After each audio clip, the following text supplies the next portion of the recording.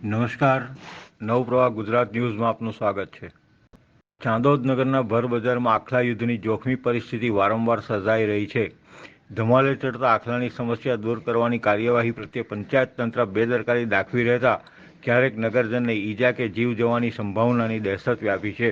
પ્રસિદ્ધ યાત્રાધામ ચાંદોદ યાત્રાળુઓ અને ગ્રામજનોની અવરજવરથી સતત ધમધમતું રહેતું હોય છે. ત્યારે ચાંદોદની બજારમાં ધમાલે ચડતા આખલાઓની ખૂંખાર લડાઈ ક્યારેક જીવલેણ નીવડી શકે છે. રસ્તે રખડતા ઢોર ઉપરાંત 15 જેટલા કદાવર આખલાઓ પૈકી ક્યારેક 2 થી 3 આખલાઓ જનુને ચડે છે, ત્યારે સમગ્ર બજારને બાનમાં લઈ લે છે.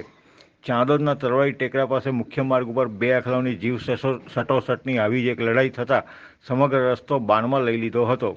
આખલાની ટક્કર દરમિયાન 2 જેટલા વાહન ચાલકોનો આપઘાત બચાવ થયો હતો. જોકે આસપાસની દુકાનોના માલસામાન અને પાણીની પાઇપલાઇન તૂટી જતાં નુકસાન થયું હતું.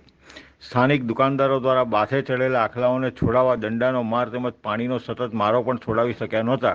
આખરે અડધા કલાકની મલ્લકુસ્તી બાદ આખલાના યુદ્ધનો અંત આવ્યો હતો. ચાંદોદ ગ્રામ પંચાયતના સત્તાધીશો ઊંઘમાંથી ઉઠી આખલાઓના દૂષણ અને દહેશતમાંથી નાગરિકોને મુક્તિ અપાવે તેવું ગ્રામજનો ઈચ્છી રહ્યા છે.